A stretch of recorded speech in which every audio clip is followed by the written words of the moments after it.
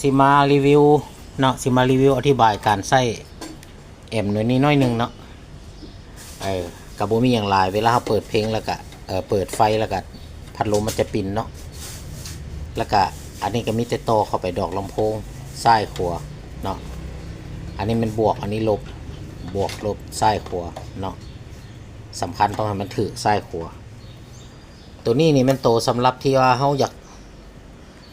เสียบเขาจะเปิดเพลงนะนี่มันมีซองนี้ก็ได้ซองนี้ก็ได้ซองนี้ก็ได้ซองนี้ก็ได้อันนี้มันเขียน DVD วิดีโอ CD เทปเนาะถ้าเขาใส่ DVD นี่เขาต้องมีแจกในนี้เด้อ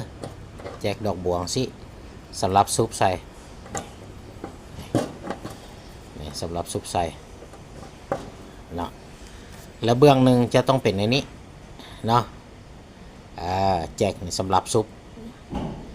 ใส่เขาจะฟังเพลงฮัทเนาะซุปใส่โทรศัพท์เขาจะเปิด YouTube มีอย่างฮัทเนาะแต่นี้จะเท่านี้ไม่ได้มีอย่างไรวันนี้จังมาอธิบายเบื้องนี้มานี่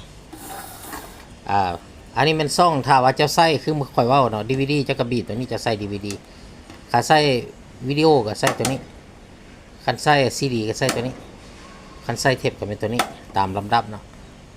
แต่ว่าเดี๋ยวนี้ปัจจุบันเนี่ยคอยใส่ตัวนี้อยู่ DVD ตัวทำอิฐเลยเนาะตัวนี้แหละเป็นหูไม้เนาะไม้1ไม้2ไม้3อันนี้เสียงเอฟเฟกต์หรือว่าเอโก้แหละเวลาจะซูมหูนี่จะสิเว้าไม้จะกับเล็งโวลิมตัวนี้